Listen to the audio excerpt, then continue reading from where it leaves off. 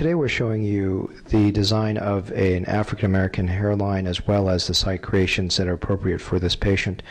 What you're looking at is the complexity of the shape of the hairline that is very different from what you would do in a Caucasian female, and also very different from what you would do in just a male patient.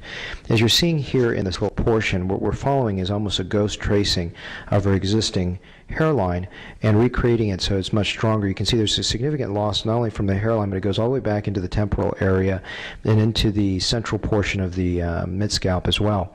And we recreated all these sites really carefully, and we're going to talk about those sites just more in a moment as we first explore the hairline design. This perspective you're seeing now is a good aerial shot of the entire hairline. What I want to show you here is the hairline design. It goes up this way. There's a little bit arch and a little peak back in this direction and back down this way. As you can see, this is really the hair that she had more in youth, and what we're trying to do is really recreate a hairline that is youthful, but also one that it matches where she is in her age right now to make sure this looks really appropriate for both her ethnicity as well as her gender. Now let's go ahead and do some analysis of the actual sites. Same way that we've done other sites, in the sense that they're very interlocked pattern that goes forward so that there isn't a see-through effect. But a couple things that we want to take into consideration, and one is that these sites are slightly larger than the Caucasian sites to accommodate the curl, the natural curl of the hair. Also, the way that I created these sites are vertically positioned, which is actually the exact opposite of what I do for Caucasians.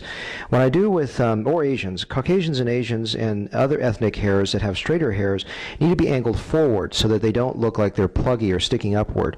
This is actually quite the opposite. If I went down with this, it would actually hurt all our existing hairs and it wouldn't grow naturally. With African American hair, I'm actually going perpendicular, and the reason that's so important is the hair comes out, it curls, and that curling pattern needs to be respected, as well as the way that the other surrounding hairs are not hurt. So that's very important as well. The final thing to consider is we always want to look at natural density. So I go back and I look at the natural density in this hair over here and find out how much density do I really need to achieve in terms of spacing to achieve this. And actually what I did was I went one better. So the density you're seeing here is reflective of the density you see here in terms of the sites, but I went a little bit more densely here so you have even a better result than what you're seeing right here, and that should be really excellent as we follow this in the future.